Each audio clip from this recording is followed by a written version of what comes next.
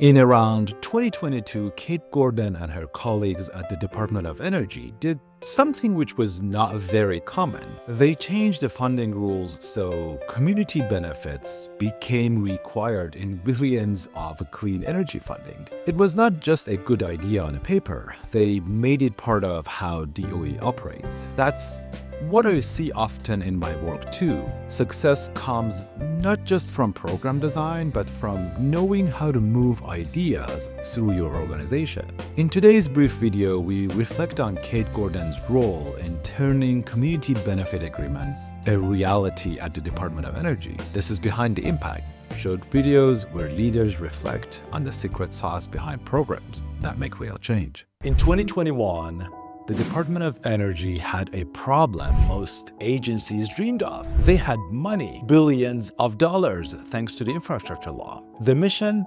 Build America's clean energy future. Battery factories, hydrogen hubs, massive grid upgrades. But Kate Gordon, who just joined Secretary Granholm as her senior advisor, saw something else, a blind spot. Because she'd seen it before, big projects, big money, and communities left behind. It was clear that a lot of money was coming to Department of Energy to do a lot of projects that would be pretty significant steel in the ground project around the country. And there was a lot of interest from the secretary, a lot of interest in ensuring that as those projects were built on the ground, we weren't just looking at them from a technical specification perspective, but actually a real benefits to places and people perspective. So Kate and her team did something bold. They rewired the rules, starting with how funding decisions were made. They created something called the Community Benefits Plan, which is a 20% scoring requirement in every major funding application. The plan made community benefit a core condition of receiving federal infrastructure dollars. If you want the money, you should clearly show how communities benefit. No plan, no funding, no vague promises. You had to show your work. And here's what it looked like. You had to engage the community, talk to local leaders before building anything. You had to create good jobs, not just any jobs, quality jobs with real pathways. Deliver real benefits, especially in places that have historically been left behind. But real magic? This wasn't a white paper.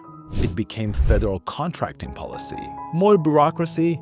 No, it was something real to make sure communities will benefit from these funds. It wasn't just a theory. We actually did an enormous amount of very tactical work to incorporate it into the procurement process so that it was part of scoring and it became part of the contract language. And gradually the ripple effects started. Companies began hiring community engagement teams, not just because it looked good, but because it got things done. Permitting got faster, locals were more on board, fewer lawsuits, better partnerships, and all of it because they planned for people, not just infrastructure. And here's the kicker. Kate did not have a large team or budget, just experience and relationships. You don't really have any power. You just have the power of proximity to the principal. And then you use that to basically connect people to each other. You use it as soft power to bring people together to solve problems. Even now, with shifting political winds and rollbacks to equity programs, the community benefit plan hasn't gone away because it works, because it's not just a document. It's a muscle memory baked into how projects are done.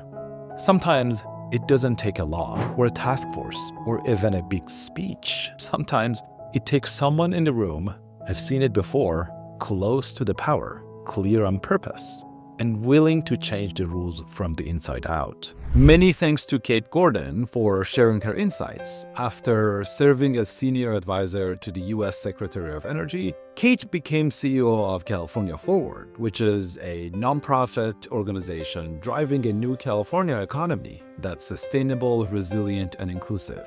At the Triangle, we share that same commitment. We help organizations design resilience programs that deliver on their goals and measure real impact. I'm Nader Afzalan, and thanks for tuning in. I'll see you in the next one.